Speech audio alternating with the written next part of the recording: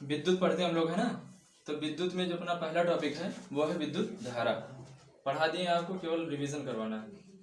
तो पहला क्या कौन सा टॉपिक था? विद्युत धारा है ना। विद्युत धारा क्या होता है? किसी चालक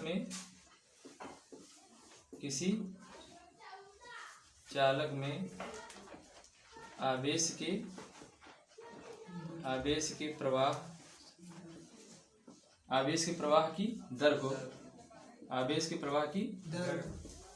को विद्युत धारा कहते हैं है ना। यदि मैंने माना था यदि किसी चालक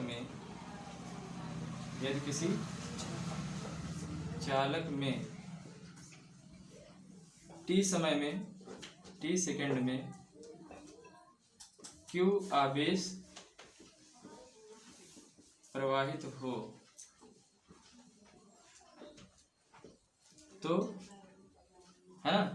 माना कोई एक चालक है, उस चालक में t सेकंड में कितना आवेश प्रवाहित हो रहा है? q आवेश प्रवाहित हो रहा है। तो उसमें विद्युत धारा कितनी होगी? तो विद्युत धारा बराबर कितना हो जाएगा बताओ? विद्युत धारा यानी I बराबर विद्युत आवेश बटा समय। विद्युत आवेश बटा समय यानी विद्युत धारा को माना था I और आवेश को माना था Q और समय हुआ था T। तो यहाँ पे निकल गया I बराबर Q बाई T। फिर मैंने लिखा था विद्युत धारा का मात्रक। विद्युत धारा का मात्रक, तो विद्युत धारा का मात्रक क्या हुआ? यदि आवेश किसमें भाई?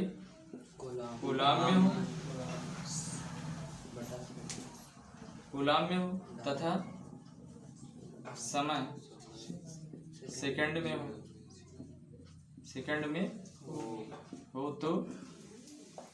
हो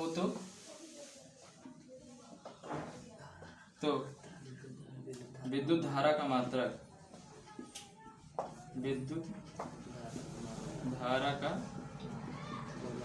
मात्रक बराबर क्या हो जाएगा?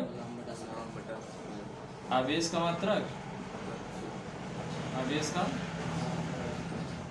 बटा समय का मात्रक है ना। तो आवेश का मात्रक क्या था आपका? कूलाम और समय का मात्रक था सेकंड। तो इस प्रकार से अगर विद्युत धारा का मात्रक कहा जाए तो कूलाम बटा सेकंड होता है, या इसको ऐसे से कहीं भी लिखा होता है Q बाई S है ना। और हम लोग कहते क्या है? कूलाम बटा सेकंड को क्या कहते हैं? एम्पियर कहते हैं। कूलाम बटा सेकंड को एम्पियर कहते हैं। क्या कहते हैं? एम्पियर कहते हैं। कोई दिक्कत है ना। कूलाम बटा सेकंड को क्या कहते हैं? एम्पियर। यानी 1 एम्पियर बराबर होता है 1 कूलाम बटा सेकंड। समझ जाओगे क्या लिखा है? तो ये हो गया आपका एम्पियर है ना। ये हो गया विद्युत धारा। अच्छा, एक चीज मैंने और बताया था, जैसे विद्युत धारा का मैंने आपको एकदम एग्जैक्ट समझाया था कि मतलब होता क्या है। इसके लिए मैंने आपको बताया था, धातु लिया था, धातु में टेम्परेचर बढ़ाया था, बताया था उसमें से मुक्त इलेक्ट्रॉन निकल रहे हैं है ना। मुक्त इलेक्ट्रॉन निकल रहे थे। तो ये मान लिया था कोई एक चालक है। क्या है? चालक। ये माना कोई एक चालक है ना। ये एक चालक है। तो चालक में क्या होंगे? कई सारे मुक्त इलेक्ट्रॉन होंगे। कई सारे क्या होंगे? मुक्त इलेक्ट्रॉन। ये बताया था मुक्त इलेक्ट्रॉन आता कैसे, पूरा बता दें। और ये मुक्त इलेक्ट्रॉन जब होते हैं तो फिर भी चालक में शुरुआती अवस्था में विद्युत धारा नहीं बहता है। क्यों? क्योंकि इसके जो इलेक्ट्रॉन्स होते हैं वो एट रेंडमली गति करते हैं। कोई इधर, कोई इधर, कोई इधर, कोई ऐसे से गति करते हैं। लेकिन जब चालक के सिरों के बीच विभवांतर लगाया जाता है, यानी जैसे हम इसको वोल्टेज देते हैं, तो वोल्टेज क्या काम करता है? इन सभी इलेक्ट्रॉनों को एक रेखा में संरेखित कर देता है और एक डायरेक्शन में चलने लगते हैं ऐसे ऐसे, जिसे हम लोग क्या कहते थे? विद्युत धारा कहते हैं है ना। तो अगर इस धातु में या इस वायर में अगर मान लें मुक्त इलेक्ट्रॉनों की जो संख्या है, यानी जितने इलेक्ट्रॉन्स हैं, मुक्त इलेक्ट्रॉनों की संख्या, यदि यहीं पे इसी में थोड़ा सा कंटिन्यू कर दें, यदि चालक में मुक्त इलेक्ट्रॉनों की संख्या n हो तो q बराबर क्या हो जाएगा ne। कुल आवेश कितना हो जाएगा q बराबर ne। कैसे? जैसे बताया था, मान लो इलेक्ट्रॉन एक्चुअल में है क्या, आवेश ही तो है। आवेश हमारा दो होता है, इलेक्ट्रॉन और प्रोटॉन, दो ही तो आवेश होता है ना, धन आवेश और ऋण आवेश। तो आवेश के कारण, इलेक्ट्रॉन के कारण जो होता है ऋण आवेश होता है, प्रोटॉन के कारण जो होता है वो धन आवेश है। तो अगर एक इलेक्ट्रॉन है तो आवेश कितना हो जाएगा एक ही। दो इलेक्ट्रॉन होगा तो आवेश दो ही, तीन इलेक्ट्रॉन होगा तो आवेश थ्री, चार इलेक्ट्रॉन होगा तो आवेश चार ही। तो इसमें ये नहीं पता कितने इलेक्ट्रॉन से, यार मैं बता चुका था कि 1 मीटर क्यूब में लगभग 1 मीटर क्यूब के धातु में लगभग 10 की घाती 29 मीटर पर क्यूब होता है। यानी 1 मीटर आयतन में अगर कह दें यानी 10 की घात 29 प्रति मीटर क्यूब, यानी 1 मीटर क्यूब में, या कहते हैं 1 मीटर के आयतन में जो इलेक्ट्रॉन्स होते हैं वो 10 की घात 29 होते हैं, यानी बहुत सारे इलेक्ट्रॉन्स होते हैं, है ना। तो इसमें कितने इलेक्ट्रॉन्स होंगे पता नहीं होगा, तो इसको मान लें कि इसमें इलेक्ट्रॉनों की संख्या कितनी है। तो कुल आवेश कितना हो जाएगा, जब क्यू बराबर नहीं हो जाएगा। कैसे? जब 1 रहता है तो क्यू बराबर 1 ही, 2 रहेगा तो क्यू बराबर 2 ही, 3 रहेगा तो क्यू बराबर 3, तो क्यू बराबर क्या हो जाएगा एन हो जाएगा। तो यहाँ से जब विद्युत धारा का मान निकालोगे तो आई बराबर एक फार्मूला ये भी बन जाएगा, एन अपॉन टी। भाई क्यू की जगह पर हम क्या लिख सकते हैं, एन अपॉन टी। तो इसी में इतना ये डिफिनेशन लिखना, उसके बाद ये वाला भी लिख सकते हो आप, है ना। और फिर ये इसका क्या हो गया, मात्रक हो गया। अब इसमें एक टॉपिक आता है विद्युत विभवांतर। क्या आता है, विद्युत विभवांतर। इसका दूसरा टॉपिक है विद्युत विभवांतर, है ना। मेन टॉपिक क्यों लिखवा दे रहे हैं, और तो पूरा पढ़ा ही दिए हैं, एक बार क्यों रिवीजन करवा रहे हैं। तो विद्युत विभवांतर क्या होता है, ध्यान सुनो। जैसे मान लो आपके पास ये कोई एक चालक है, क्या है, चालक है, और मैंने बताया ये कोई वायर चालक जानते हो यार, जिसमें विद्युत धारा का प्रवाह होता है, वही तो चालक होता है ना। जिसमें विद्युत धारा का प्रवाह सुगमता से हो, वो चालक होता है। जैसे आपका वायर लगा हो ना, एल्युमिनियम का वायर लगा होता है, लाइट आई होती है, तो उसी में तो करंट आता है। तो करंट उसमें आता कैसे, विद्युत धारा आता कैसे है, पहले ये समझो। तो मैं बताया विद्युत धारा होता क्या, आवेश जब एक स्थान से दूसरे स्थान तक जाए, एक स्थान से दूसरे स्थान तक जाए। जैसे यहाँ पर कोई आवेश है और ये आवेश यहाँ से चल के यहाँ पे जाए, तो तभी उसमें करंट आएगा। यानी आवेश के प्रवाह, आवेश का प्रवाह का मतलब आवेश का बहाव, एक स्थान से दूसरे स्थान पर आवेश का जाना ही करंट कहलाता है ना, विद्युत धारा कहलाता है। तो अब यहाँ पर ये वायर है, क्या है, वायर है। अब आप देखते हो अगर ये वायर रहता है तो इसमें तो करंट आता नहीं, तो करते हो आप क्या, इसको किसी बैटरी से जोड़ते हो कि नहीं जोड़ते, बैटरी से वोल्टेज देते हो इसको, वही वोल्टेज जो होता है विभवांतर, वोल्टेज देते हो ताकि ये आवेश यहाँ से यहाँ तक चले, तभी तो धारा आएगा ना, समझ आया ना। तो यहाँ पर आप वोल्टेज से इसको जोड़ते हो, यानी जब इसको आप वोल्टेज से जोड़ते हो तो वही विभवांतर होता है। लेकिन इसका मतलब क्या होता है विभवांतर का, देखो यहाँ पर जब आवेश है तो यहाँ पर क्यू आवेश, मान लीजिए क्या है, क्यू आवेश है, तो अभी तो धारा आएगा नहीं। आवेश तो वैसे भैया रहता है, कोई भी चालक हो तो उसमें आवेश तो रहता ही, क्योंकि फ्री इलेक्ट्रॉन्स उसमें पाए जाते हैं ना, मुक्त इलेक्ट्रॉनों के कारण उसमें आवेश हमेशा रहता है, चालक जो होता है। अब ये जब जो हमारा आवेश होता है वो आवेश एक स्थान से दूसरे स्थान तक जब चलेगा तभी उसमें करंट, और पहले से इसमें वो रहता है, ऐसा नहीं कि जो मुक्त इलेक्ट्रॉन चलते हैं लेकिन एट रेंडमली गति करते हैं, मतलब यादृच्छिक गति करते हैं, एक रेखा में नहीं चलते, सीधी रेखा में नहीं चलते। तो जब हम लोग करते क्या है, अब इस आवेश को यहाँ से यहाँ तक ले जाना है, इसका मतलब मैं इस चालक में विद्युत धारा लगा, क्या लाना है, विद्युत धारा लाना। तो इस आवेश को यहाँ से यहाँ तक ले जाना है, तो भाई इस आवेश को यहाँ से यहाँ तक ले जाने में कुछ कार्य करना पड़ेगा, नहीं करना पड़ेगा। अगर कोई भी चीज होता है यार, जैसे ये आवेश यहाँ, इसको यहाँ से यहाँ पर लाना है, मान लो ए बिंदु है और ए बिंदु से कहाँ पर लाना है, बी बिंदु पर लाना है, ए से में कहाँ लाना है, तो हमें इस आवेश क्यू को एक स्थान से दूसरे स्थान तक ले जाने में कुछ कार्य करना पड़ेगा। तो वो कार्य करता कौन है, वो कार्य यही करता है, यहाँ जो बैटरी लगी होती है ना, वही बैटरी इसको करता है, यही बैटरी इसको एनर्जी देता है, ऊर्जा देता है। और यहाँ जब ये ऊर्जा पा जाता है कौन, आवेश, तो एक स्थान से दूसरे स्थान तक चलने लगता है, समझ गए ना। तो यही होता है। जैसे अब मान लो ये एक ही वायर थोड़ो, मान लो यहाँ भी कोई वायर ऐसे जुड़ा हो, यहाँ वायर जुड़ा हो, कई सारे पॉइंट्स हो, है ना। तो हम केवल 2 बिंदु की बात करेंगे, जब विभवांतर की बात करते हैं तो केवल 2 बिंदु की बात करते हैं। जैसे मान लीजिए एक बिंदु ए है और एक बिंदु क्या है, बी है। अब मान लीजिए ए से आवेश को हमें कहाँ पे ले जाना है, बी पे ले जाना है, समझ गए ना। तो वही लिखा है एकांक धनावेश, यानी इस आवेश को एक बिंदु से दूसरे बिंदु तक ले जाने में जो कार्य करना पड़े, है ना। किसी एकांक धनावेश को एक बिंदु से दूसरे बिंदु तक ले जाने में जो कार्य करना पड़ता है उसे इन दोनों बिंदुओं का विभवांतर कहते हैं। कोई दिक्कत नहीं समझा। देखिए ये आवेश है, इस आवेश को ए से कहाँ पे ले जाना है, बी पे ले जाना है। तो ए से बी तक ले जाने में जो कार्य करना पड़ेगा वही ए बी का क्या हो जाएगा, विभवांतर होगा। क्लियर। तो वही मैं लिखा हूँ कि एकांक धनावेश को विद्युत परिपथ के एक सिरे से दूसरे सिरे तक प्रवाहित करने में या ले जाने में जो कार्य करना पड़ता है वही इन दोनों बिंदुओं का क्या कहलाएगा, वैद्युत विभवांतर कहलाता है। समझ आ गया। तो मान लिया इस Q आवेश को यहाँ से यहाँ तक ले जाने में W कार्य करना पड़ रहा है। कितना कार्य करना पड़ रहा है, W कार्य करना पड़ रहा है ना। तो विभवांतर क्या हो जाएगा, A और B के बीच किया गया कार्य बटा प्रवाहित आवेश। तो वही मैं लिख दिया, माना कि एक कोई धनावेश Q है और Q को A से B तक ले जाने में जो कार्य करना पड़ रहा है, कितना करना पड़ रहा है, W। तो विभवांतर क्या हो जाएगा, किया गया कार्य बटा आवेश। और विभवांतर को हम लोग किससे दिखाते हैं, B से। किससे दिखाते हैं, B से। अब समझ में आ गया। अब इसके बाद लिखेंगे B का मात्रक। क्या लिखेंगे, विभवांतर का मात्रक। विभवांतर का, इसको मैं बहुत जल्दी लिख रहा हूँ, देखो विभवांतर का मात्रक। यदि कार्य का मात्रक जूल में हो, कार्य का मात्रक क्या होता है, जूल हो, और आवेश का मात्रक कूलाम, तो विभवांतर का मात्रक क्या हो जाएगा। विभवांतर का मात्रक कैसे लिखेंगे, विभवांतर का मात्रक बराबर कार्य का मात्रक बटा आवेश का मात्रक। क्लियर है ना।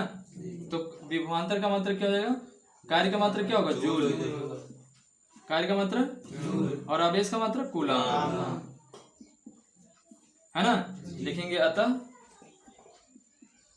विभवांतर का मात्रक क्या हो जाएगा बताओ, जूल बटा कूलाम होगा, है ना जी। जिसे वोल्ट कहते हैं। क्या कहते हैं, वोल्ट कहते हैं। क्लियर। जूल बटे कूलाम को क्या कहते हैं, वोल्ट कहते हैं। तो यहाँ पे लिखेंगे 1 वोल्ट बराबर 1 जूल बटा कूलाम। समझ गए ना। 1 वोल्ट बराबर किसके होता है, 1 जूल बटा कूलाम। ठीक है ना।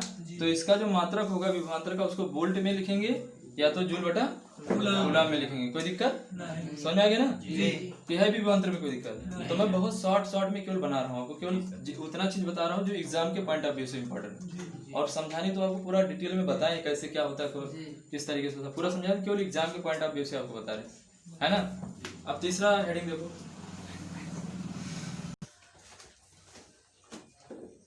देखो तीसरा टॉपिक इसमें है ओम का नियम। बहुत ही इंपॉर्टेंट है, ठीक है ना।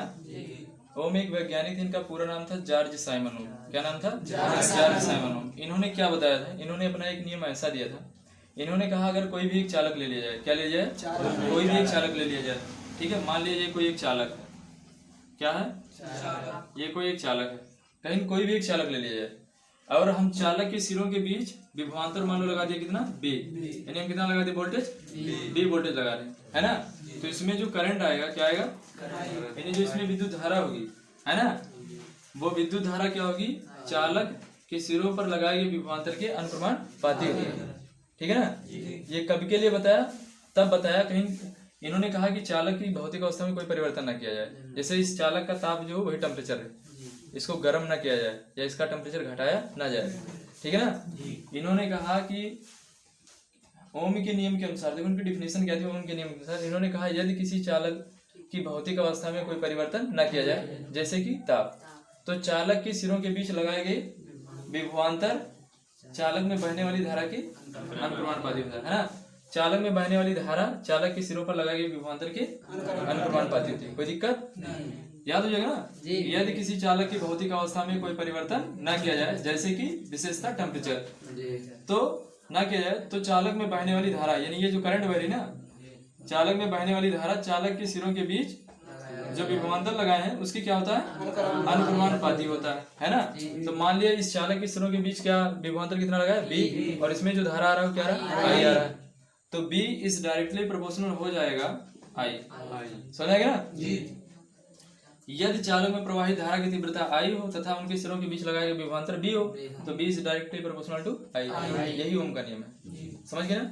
इन्होंने बताया अगर कोई भी चालक लिया जाए, उस चालक की भौतिक अवस्था में कोई भी परिवर्तन न किया जाए तो चालक के सिरों के बीच लगाए गए विभवांतर चालक में बहने वाली धारा के यानी चालक में जो विद्युत धारा बहती है, चालक में बहने वाली धारा चालक के सिरों के बीच लगाए गए विभवांतर के अनुक्रमानुपाती होती है। समझ गए ना। तो यहाँ पर अब जो अनुक्रमानुपाती का चिन्ह है, इसको हटाने के लिए एक नियतांक रखेंगे। तो यहाँ पर नियतांक क्या रखेंगे? आर। जैसे नियतांक रखते हैं, ये अनुक्रमानुपाती का जो चिन्ह होता है क्या हो जाता है? बराबर हो जाता है ना। क्लियर। अगर यहाँ से हम आर की वैल्यू निकाले या आर बराबर, तो ये गुणा में इधर आएगा तो क्या होगा? भाग हो जाएगा। तो ये आपका क्या है? अब जहां आर जो है, जहां आर क्या है? अनुक्रमानुपाती नियतांक है। क्या है? अनुक्रमानुपाती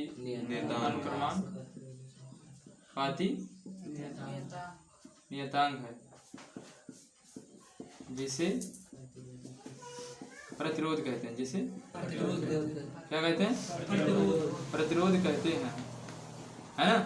जिसे क्या कहते हैं? प्रतिरोध कहते हैं। अगर हम आर का मात्रक लिखें, यानी प्रतिरोध का मात्रक लिखें, तो क्या हो जाएगा?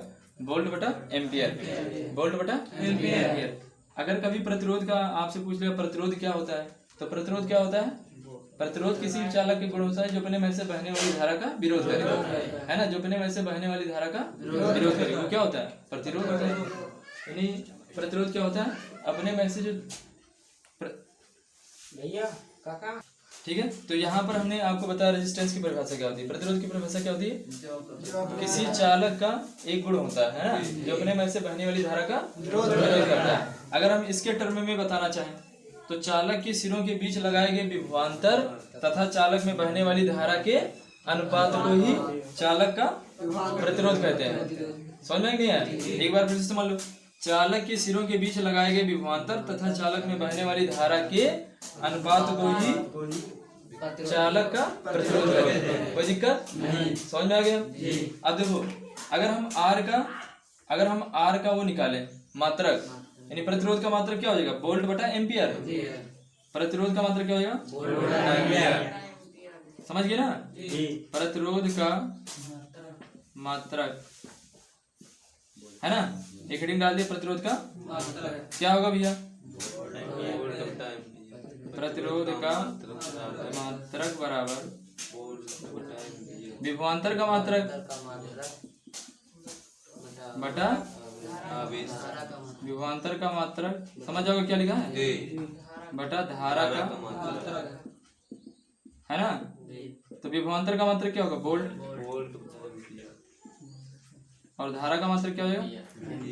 तो ये जो मात्रक है, ये SI मात्रक नहीं है, ठीक है ना। ये SI मात्रक नहीं है। तो वोल्ट बटा एम्पियर को हम लोग क्या कहते हैं? ओम कहते हैं। वोल्ट बटा एम्पियर को क्या कहते हैं? ओम कहते हैं, है ना। इसका तो ऐसे लिख लेना, वोल्ट बटे एम्पियर को ओम कहेंगे, लिखेंगे। इसका अन्य मात्रक ओम होता है। इसका अन्य मात्रक ओम होता है, क्योंकि ओम ने दिया था, उन्हीं के नाम पे रख दिया गया। ओम होता है ना। क्या होता है इसका अन्य मात्रक? ओम होता है। कोई दिक्कत नहीं समझ में आया? और ओम का जो प्रतीक, इसको हम लोग ग्रीक वर्ड में दिखाते हैं, ग्रीक अक्षर से दिखाते हैं। ओमेगा से रिप्रेजेंट करते हैं। किससे रिप्रेजेंट करते हैं? ओमेगा। इसका सिंबल ये होता है। अब जैसे कहीं ऐसे लिखा होता है 5 और इसका प्रतिरोध लिखना होता तो 5 ओम। क्या लिखेंगे? 5 ओम। ऐसे पढ़ते हैं इसको 6 ओम, 7 ओम, है ना। तो ये रेजिस्टेंस है आपका। क्लियर? ये क्या है? रेजिस्टेंस है। क्लियर? यहाँ तक हो गया। तो अगर हम एक बात और कहें, इसको मिटा दें। एक बात और हम अगर कहें कि अगर हम लोग विभवांतर और धारा में एक ग्राफ खींचे तो हमें एक सरल रेखा प्राप्त होता है ना। BI कर्व जिसे हम लोग कहते हैं। क्या? BI वक्र या कर्व इसको बोलते हैं, ठीक है ना। तो लिखेंगे यदि विभवांतर तथा धारा में एक वक्र खींचा जाए, या BI कर्व या BI ग्राफ खींचा जाए तो एक सरल रेखा प्राप्त होती है। क्या प्राप्त होती? एक सरल रेखा प्राप्त होती है। प्राप्त होती है। ये सब बताया था यार, खींच के कैसे बनाते कैसे। तो हम लोग क्या करते हैं, x अक्ष पर क्या दिखाते हैं, x अक्ष पर क्या दिखाते हैं, है ना, इसमें लिखेंगे वोल्ट में, है ना, यानी विभवांतर को हम लोग B रिप्रेजेंट करेंगे। और इस पर क्या दिखाएंगे, धारा, इस पर क्या दिखा देंगे, किसमें लेते हैं, समझ जाओगे क्या लिखा है, एम्पियर में, है ना, वो पॉइंट क्लियर। देखो अभी आपने जो फार्मूला पढ़ा था B=IR, अगर आप हाई स्कूल का मैथमेटिक्स पढ़े होगे तो आपको याद होगा y बराबर mx प्लस c वाला फार्मूला, या c इसमें तो है ही नहीं। ये देखो ये y की वैल्यू है और ये आपका x है ना। तो इसका जब हम लोग ग्राफ बनाते थे y बराबर mx का, तो y बराबर mx का ग्राफ कैसे, सरल रेखा ग्राफ कैसे बनता है, ऐसे तो बनता है। तो ये बना दिया, ये किसको रिप्रेजेंट करता है, ये होता है इसका थीटा, और अगर थीटा की वैल्यू निकाला जाए यहाँ पे, है ना, तो ये हो जाएगा, इसमें थीटा कौन सा है, अगर आप इसकी तुलना कर देखो, इसमें देखो y बराबर mx, m क्या था, कांस्टेंट था, x वेरिएबल था और y वेरिएबल था। तो इसमें वेरिएबल कौन है, y है और I है, कांस्टेंट कौन सा है, r है। तो m की जगह पर क्या है, r है, और m बराबर होता है tan थीटा, m बराबर क्या होता है, tan थीटा, प्रवणता होता है।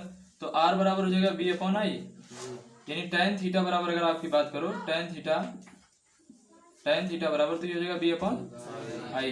तो यानी ये आपका जो है, ये रेजिस्टेंस को रिप्रेजेंट कर रहा है, b/i को रिप्रेजेंट कर रहा है, ठीक है ना। तो ये इसका ग्राफ बन जाएगा। अब इसको हम खींच के आपको बताए थे कैसे बनना है, एक को एक टेबल बनाते हैं ऐसे, है ना, एक पे x को रखते जाते हैं, एक पे एक बार i की वैल्यू 1 रखेंगे तो b बराबर 1 मिलेगा, है ना, ऐसे करके कुछ कांस्टेंट करके बताया था। तो आप बना लीजिएगा, बता दिए। तो ये वाला टॉपिक खत्म हो गया, ठीक है।